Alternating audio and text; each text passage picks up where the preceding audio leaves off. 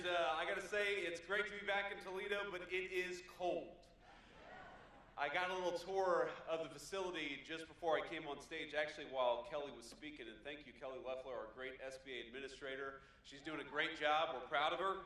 But I think I'm still shivering from the tour I got outside. You guys are a hell of a lot tougher than I am to be able to manage this cold every single day, and I can't wait for the mainstream media stories today that the Vice President is suffering from unnamed tremors. And what I'm suffering from is Toledo in January. It is cold up here. I will say that when I was flying in here, sometimes when you're vice president, you travel over the country, you travel over the world, and you're not always sure exactly where you're going. I was very excited to be back in Toledo today, but for a brief second I forgot where I was coming. I opened the window and I thought the president had sent me to Greenland. And which is going well, by the way, which is going well. But let me give a few shout-outs here. Besides Kelly Loeffler, I want to thank a few people who are here. In the front row here, we have our great United States Senator for the state of Ohio, John Huston, my replacement. And he's doing a great job. He's helped us a great deal. We have the next governor of the state of Ohio, Vivek Ramaswamy. Vivek, give it up for Vivek. I believe we have Vivek's new running mate, Rob McCauley. Rob, where are you there? Hey, Rob, good to see you, man. Thank you for being here. And I see our great Secretary of State, Frank LaRose. Thank you, Frank. Now, Rob, I'll give you advice as a number two. Here's my advice. What you need to do when you're governor, or when you're lieutenant governor and Vivek is governor, because you guys are going to win, and John Huston is going to win in November. We got to make sure that happens, right? You guys are going to get out there and make sure these guys win. We're going to be with you every step of the way, but when Rob is lieutenant governor, the secret to being a successful number two is to take credit for every single good thing the administration does. And when anybody criticizes the administration, you can step back and say, that was not me, that was number one. That is how you be a successful lieutenant governor for the state of Ohio. That's my approach as vice president of the United States, and I see my dear friend Jay Edwards, who's running for treasurer. Jay, it's good to see you, man. Thanks for everything that you've done for our state and our country. Now, I'm headed from here to Minneapolis, where we're going to talk with some of our ICE agents, talk with local officials about how we can turn down the chaos. And my simple piece of advice to them is going to be, look, if you want to turn down the chaos in Minneapolis, stop fighting immigration enforcement and accept that we have to have a border in this country. It's not that hard. If you look all across our country, what's happened in Minneapolis is happening almost nowhere else in the United States of America. And that's because whether it's in Texas or Tennessee, it's in red states, it's in blue cities, even within our country, most people are cooperating with the simple principle that we ought to be able to enforce our immigration laws and get illegal criminals the hell out of the United States of America. It's really not that complicated. But in a few distinct cities, you see this craziness because the far left has decided that the United States of America shouldn't have a border anymore, and they are willing to fight and penalize and dox and even assault our law enforcement officers in order to fight for the basic principle that anybody ought to be able to come into the United States of America. Well, I'll tell you right now, the Trump administration, we reject that. We are going to get illegal criminals out of our country, and we're not going to let a few left-wing radicals stop us.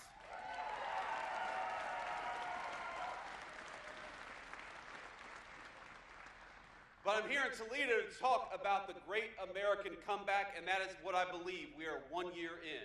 We are 1 year in to raising wages for workers instead of declining wages for workers. We're 1 year in to $18 trillion of new investment for the United States of America instead of investment going to every other country but the United States of America. We're 1 year in to getting illegal aliens out of our country so that American homes can go to American citizens, which is exactly where they ought to go. And we are 1 year in to seeing lower inflation and bigger paychecks and more opportunity for the American worker. Ladies and gentlemen, I think that we are on the cusp of the greatest economic year in the history of the United States of America because we're doing something new for a change. We're investing in you. We're investing in American workers. We're investing in American businesses, and we're saying to everybody that the United States is open for business, but only if you invest in our great American people and our great American businesses. We're done with the old approach of shipping American jobs overseas and investing in everybody else. We're back to investing in the American worker, and we're not going to stop fighting for you until we return America to the true golden age of great American prosperity.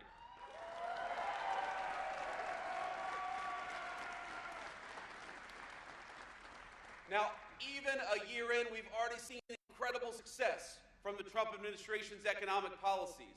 The IRS says that this is going to be the biggest tax refund year in the history of the United States of America. And I know there are a lot of far-left Democrats like Marcy Kaptur who don't like it when the government gives you back your hard-earned money, but the Trump administration believes that you earned it, you ought to keep it, and we ought to keep our hands the hell out of your pocket in Washington, D.C.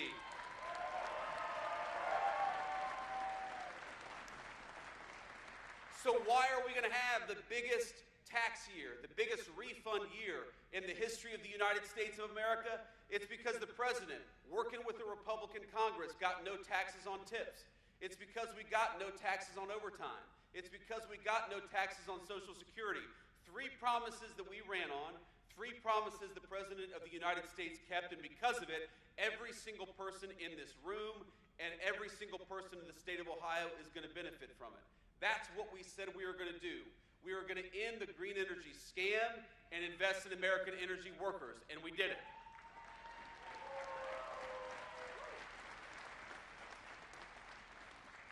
We're going to reward companies for investing in the United States of America and penalize companies for trying to invest in communist China and places all over the world. We said we were going to do it, and we did it. And because of it, we're starting to see the benefits for American workers every single day. We have the lowest inflation that we've had, well, since the last Trump administration. We have rising wages for American workers. You know that under the Biden administration, those terrible, terrible times, under the Biden administration, you lost an average of $3,000 over that 4 years because inflation was out of control and wages were stagnant for our country. You know, under the first year of the Trump administration, you've already gained over $1,300 in real wage gains. And my friends, we are just getting started. Because what the President of the United States says every single day is we are not done fighting for the American worker until we get everything back that the Biden-Harris administration took away and more beyond that. I don't want you to just struggle to get by. I don't want you to worry about paying your credit card bill or your medical benefits. I don't want you to think, do I buy prescription drugs or do I buy food? That is the legacy of the Democratic Congress under the Biden-Harris administration, and it's something we can't go back to. A lot of you know my story. I mean, this is my home. You all, well, you voted for me, at least most of you did. So, actually, in this room, I probably got about 100% of the vote. I think I see a few people who weren't old enough to vote for me in 2022, but look, you know my story. You know the fact that I grew up in a family. I was raised by a grandmother who would look at a credit card statement every single day and wonder, what can we afford? Can I buy my medicine this month, or do I need to focus on food? Can we take a little bit extra maybe and buy those pills that she needed in order to stay healthy and keep our family afloat? These are the decisions that way too many families had to take under the Biden administration. And under the Trump administration, we want better for you. And we're fighting better for you every single day. We want you to have enough prosperity to, yes, buy the things that you need, to, yes, buy those medications and put food on the table, but maybe to take a little vacation. Because if you work hard every single day, you ought to be able to enjoy the fruits of your labor. Maybe you want to buy something extra for your kids. Maybe you want to do something that you couldn't do when you were a kid, because that is the promise of the American dream, that we leave the next generation a little bit better off than the generation that came before. And what we had under the Biden-Harris administration is lower wages, we had higher prices, we had more people struggling to get by, and more people who gave up on the essentials instead of buying the things that they needed to buy. What we have under the Trump administration is a totally different approach. And what we're trying to do, and what we've already done a lot over the last year, is made you wealthier, has made your communities safer, has gotten those illegal aliens out of the United States of America, and is trying to rebuild that all-important American dream. So I have a very simple question. Do we, 1 year into this great American recovery, do we want to go back to the failed policies of the Biden-Harris administration? No, we don't. So let's keep doubling down on American prosperity. Let's keep doubling down on the American worker. And let's tell Marcy Kaptur and the rest of the crazy congressional Democrats that we are not going back. We are going forward to a brighter future for every single one of our citizens.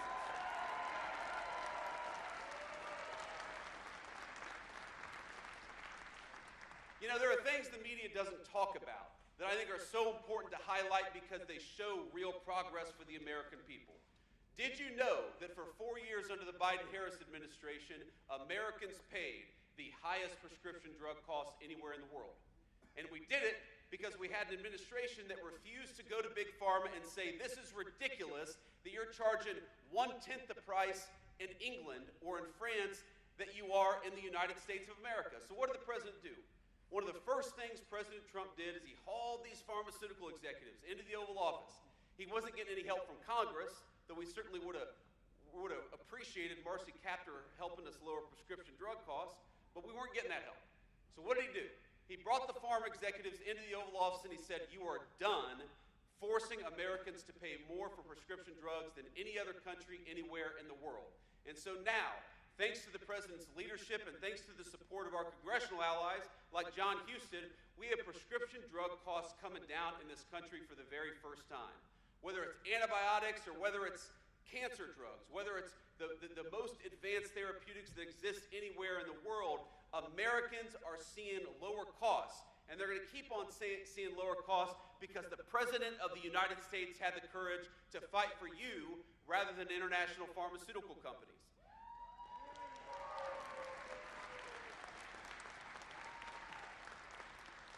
Now, the media doesn't talk about that because, of course, it makes us look good, but these are the victories that depend on having smart, wise leadership in Washington, D.C. You know, another thing the media doesn't talk about is that under 4 years of the Biden administration, the average cost of a home in the United States of America nearly doubled.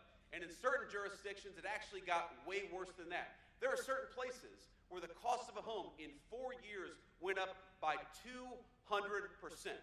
What's happened over the last 5 months? Rents have gone down over the past 5 months. And so though there's still a lot of work left to do, we're finally seeing more Americans being interested, especially our young families, being interested in buying a home for the first time. We're seeing those rents come down. We're seeing the cost of housing flatten out a little bit. And one of the biggest reasons is because on the one hand, we lowered the regulatory burdens to build houses in this country, while on the other hand, we got illegal aliens out of the United States of America who are taking American homes. That is how you lower prices. Focus on American workers and invest in American home building. You don't give all of our homes to illegal aliens. That is the legacy of the Biden-Harris administration.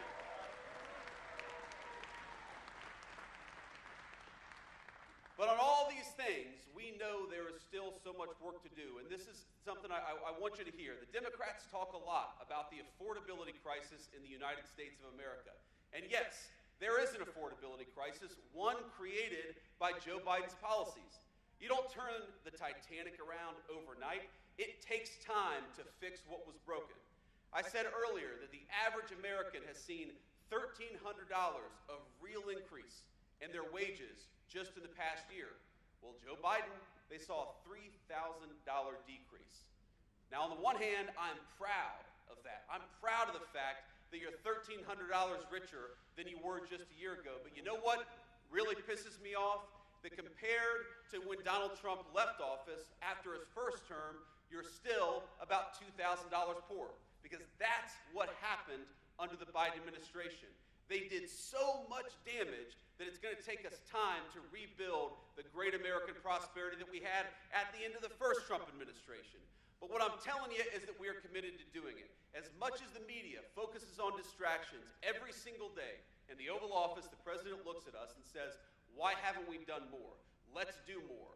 Do more. He'll tell us, person by person, from the Secretary of Commerce to the Secretary of the Treasury to our SBA administrator to the Vice President of the United States, fight every single day for better home prices for Americans, for lower prescription drug prices, and of course for rising wages.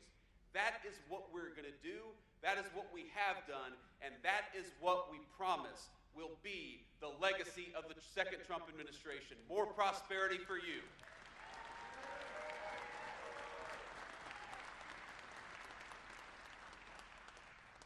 Now, I want to take a few questions from the media, but before I do, I just want to close with this thought. So, you know, growing up in Middletown, Ohio, which is pretty much due south on I-75, a lot of you probably spent time in Middletown in the same way that growing up I spent a fair amount of time in Toledo.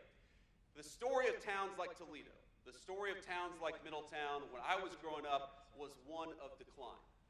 It was a story of factories closing down, of good people losing their jobs, of families that were fracturing under the financial stress that sometimes comes when people lose that access to a good job. That is not the future that we should expect for our children. We should demand better from our leaders, and that's exactly what the Trump administration is promising. Not a story where you open up the morning paper or you turn on the TV and you see a factory that's closed down, but you see a new factory that's being built. Not a story where your neighbor lost their job, but a story where your neighbor gets a new and better job because of what is being built right here in towns like Toledo. Not communities that are unsafe, where you get mugged or murdered walking down the street, but where every single person, rich or poor, black or white, can enjoy their God-given right to public safety in their own community because we're fighting for law enforcement as opposed to against law enforcement like the last administration.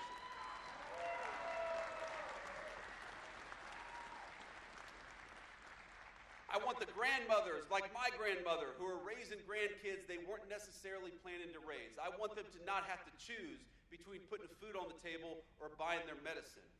That is the future that we're fighting for. And that is what the Democrats in D.C. have fought against every single day of this administration.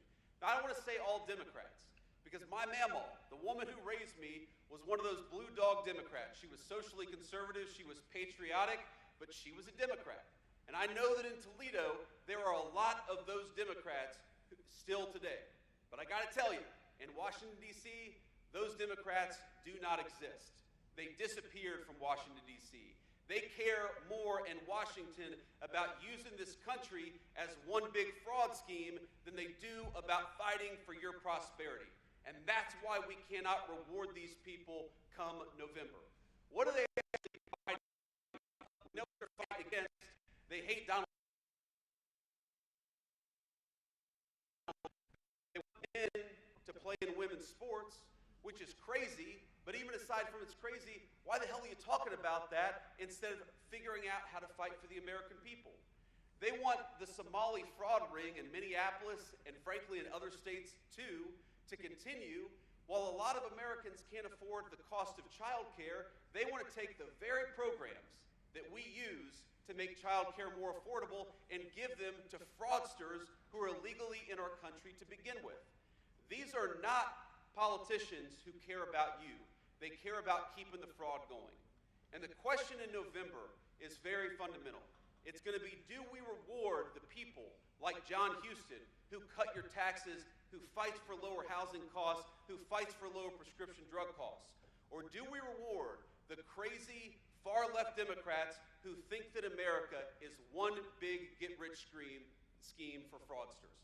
That's it. That's simply the question. So I'm asking you, are we going to fight for the people who are fighting for the American dream?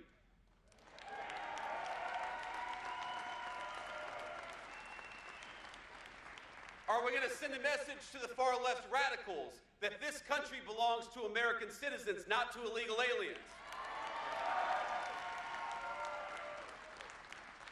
Are we going to fight for the American dream for people like my grandmother and people like your children every single day?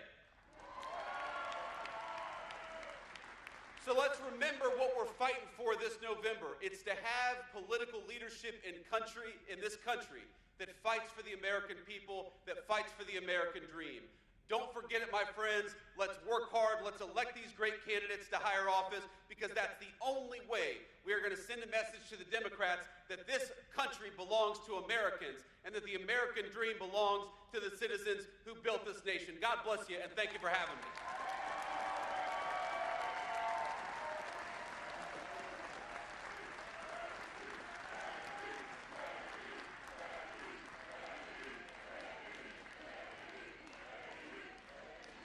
Now, I appreciate that, but I'm going to take a few questions from the reporters, and then we're going to hit the road.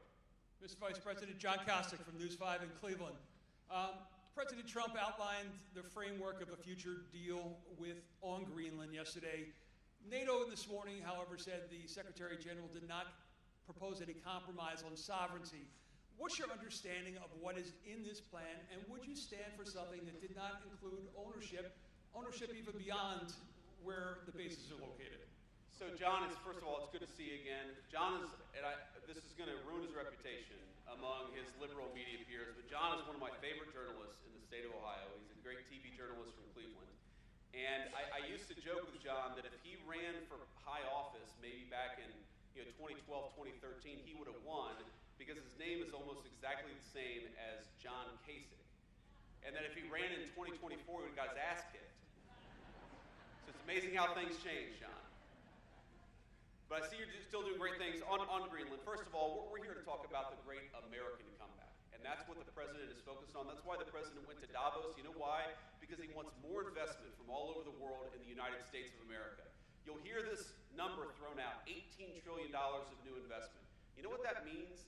That means new factories, that means new plants, that means new oil refineries and new energy facilities in the United States of America.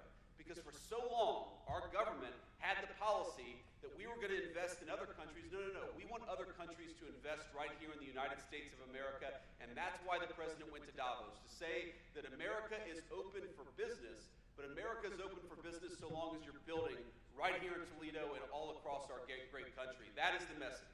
Now on Greenland, simple fact is Greenland matters to American national security because our entire missile defense relies on security in the Arctic. This is something the media who's obsessed with Greenland, they completely forget why Greenland matters. What if, God forbid, I'm not saying it's going to happen anytime soon, but what if a foreign country launched a missile at the United States of America? We would need control over the Arctic in order to shoot that missile down. Our entire missile defense system depends on that Arctic security. Meanwhile, the Chinese and the Russians and even the Danes who control Greenland admit that they want to control that facility. They want to control that island, that landmass. That would make us weaker. That would make our country more endangered. That would mean that if the president is negotiating with a foreign leader, he would have less leverage because they would be able to realistically threaten the sovereignty and the territorial safety of the United States of America. We're not going to let that happen.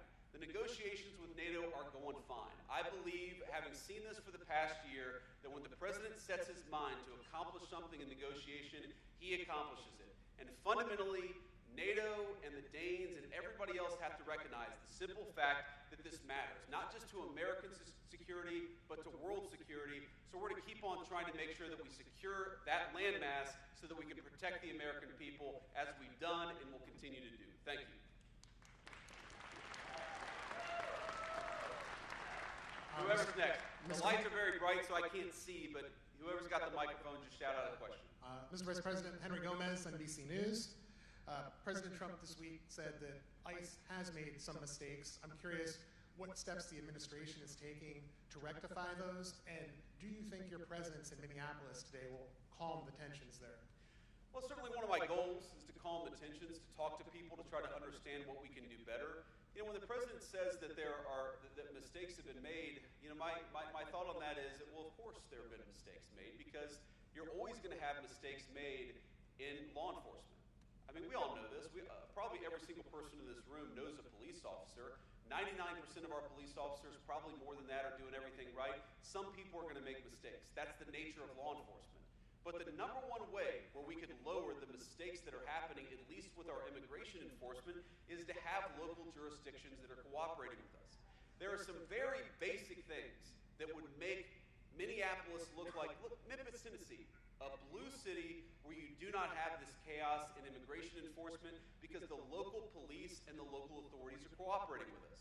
So when you look at Memphis, Tennessee, or Austin, Texas, or any other community virtually across the United States of America, and you don't see the same level of chaos in Minneapolis, the natural conclusion is that it's not what ICE is doing in Minneapolis, it's what Minneapolis authorities are doing to prevent ICE from doing their jobs. And that's exactly what's happening.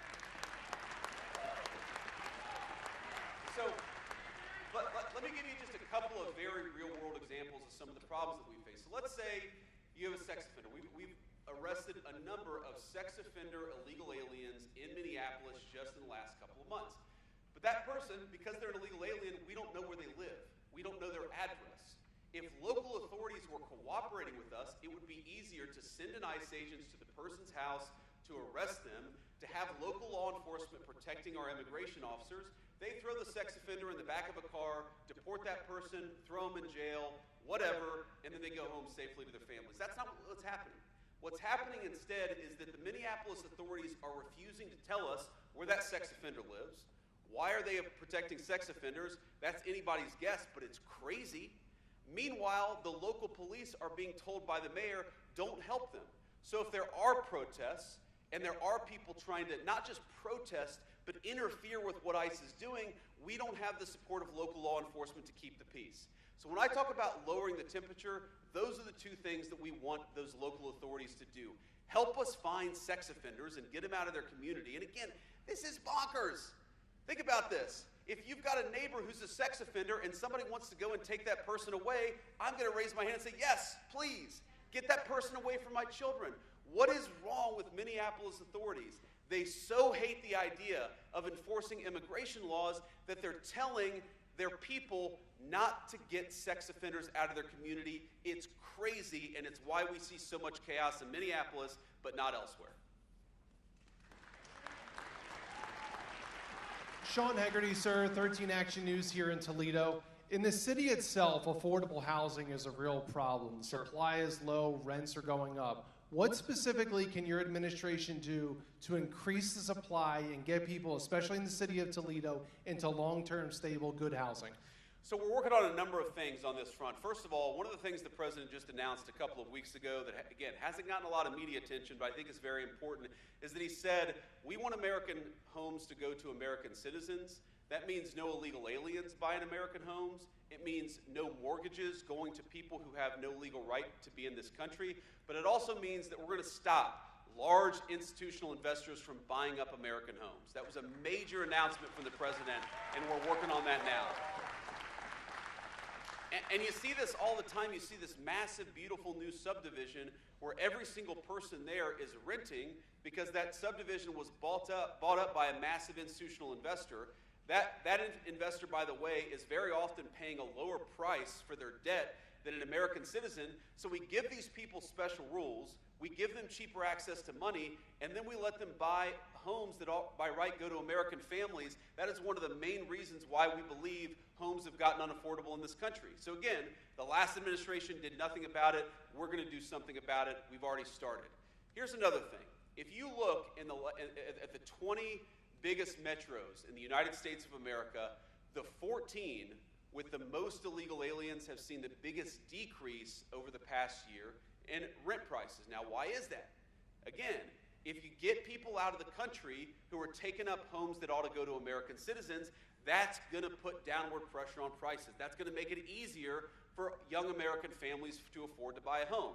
There are 3 exceptions to that. 3 places where you've seen rents increase as opposed to decrease, and every single one of those places are sanctuary cities.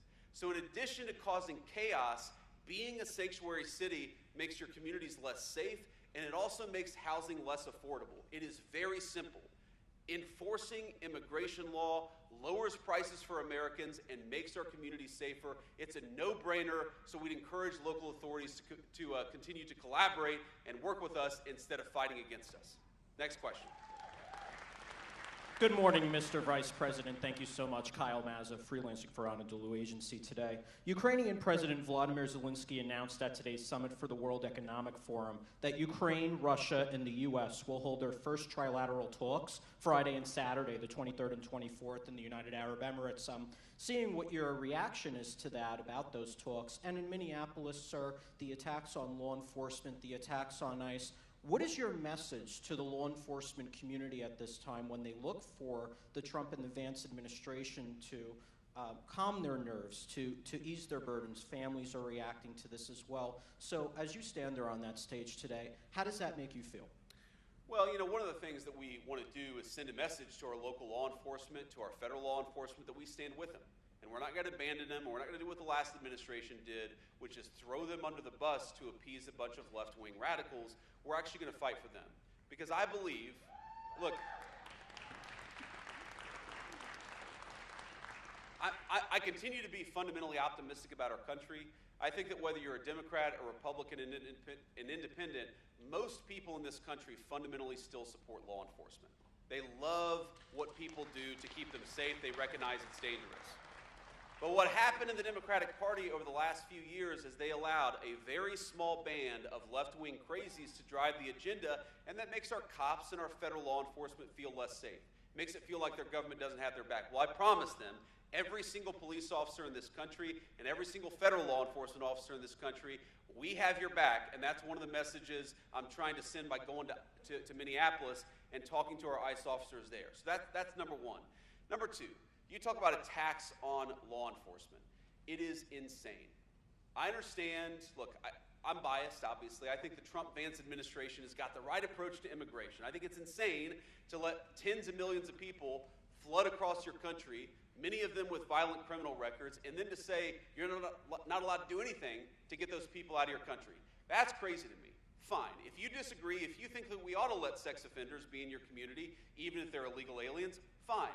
Make that argument. But make that argument at the ballot box. Write an op-ed in a newspaper. Argue about it on social media. Don't go to the streets and start assaulting federal law enforcement officers because you disagree with the policies of our administration. It's cowardly bullshit, and it's got to stop. And here's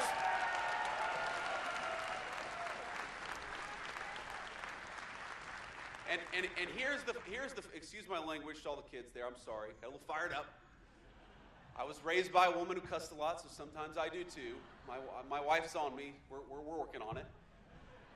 But here's the final point about this. People who assault federal law enforcement or local law enforcement will be shown no quarter. I just, probably 5 minutes before I got on stage, I got a message from our great Attorney General, Pam Bondi. You know what Pam said to me? That they finally arrested the ringleader of those church protests in Minneapolis.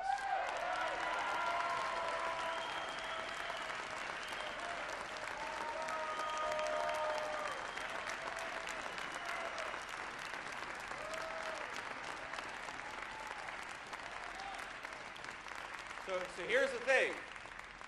Again, you don't have to agree with my immigration policies, but if you want to protest by going to an innocent church service on a Sunday, you see these images. They're scaring little kids who are there to worship God on a Sunday morning.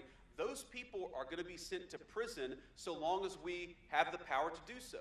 We're going to do everything that we can to enforce the law, whether you're protesting at a church, which is a violation of federal law, or you're assaulting a law enforcement officer, which again is a violation of federal law. There are going to be consequences. There already have been consequences, and there are going to be a lot more to come.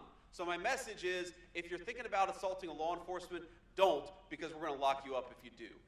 Now, you asked about Zelensky and Russia and Ukraine. Look, the president, he talks about this all the time. This has been the hardest war to solve. Of the 8 wars that the president has solved, he thought this would be the easiest. It's ended up being the hardest. The fact that they're sitting down and talking is progress. And I think we've made a lot of progress here. But look, you've got 2 people who really hate each other. The President of the United States' attitude is quite simple, and I happen to think that it's exactly right. Peace is what is in the best interest of the United States of America. We want commerce between those two countries. We want Europe to be less focused on war and more focused on investing in the United States of America. And the best way to do that is to get that war to a peaceful resolution. We're going to keep on working on it.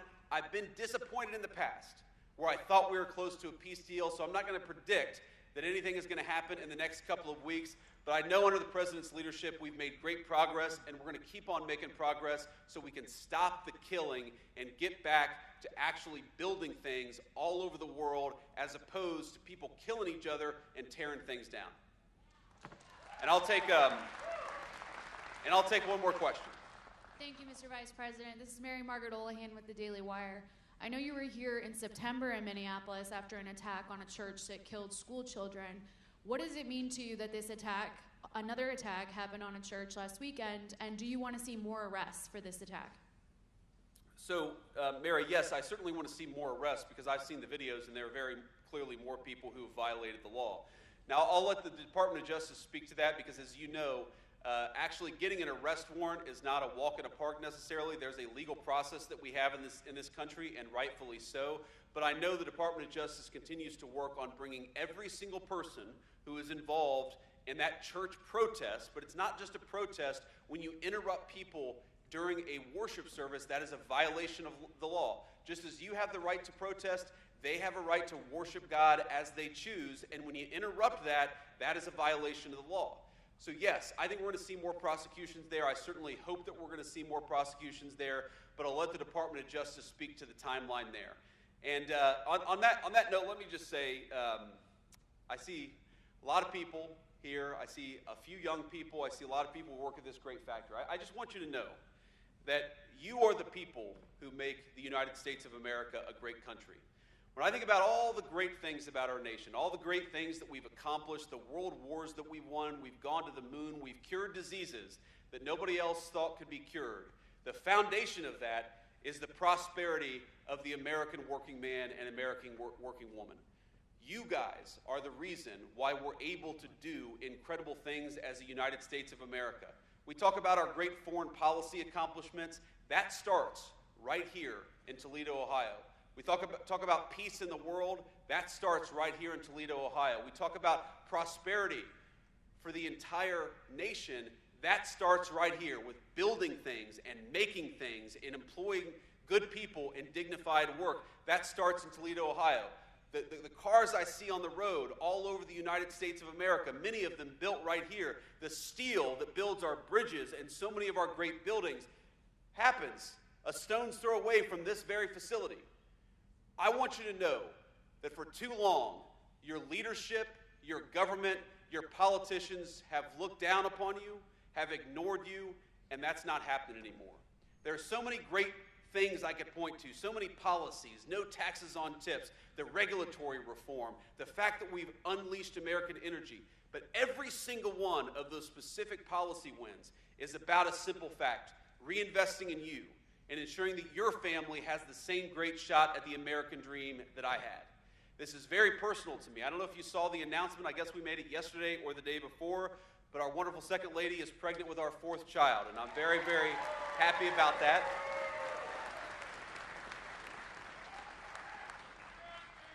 You know, we were debating having a 4th child, and I said, honey, you know, the new Trump accounts and the increased child tax credit are coming online. We got to take advantage of this stuff. She's going to be pissed at me about that one. That's okay. But look, this is personal to me, just as I know it's personal to you. We've got skin in the game. Our great governor candidate, not governor yet, but we're getting there. Our great senator, all of these great leaders, they love people in the state of Ohio. They love people in this community who are going to rise or fall based on whether leaders in Washington make wise decisions. I'm not saying you're going to agree with everything that we do, though I know in this room we got a lot more agreement than disagreement. But what I am promising you is that every day for the next 3 years, so long as I am the Vice President of the United States, so long as Donald Trump is the President of the United States, we will remember that you are what makes America great and will never stop fighting for you. God bless you. It's good to be home. Thank you.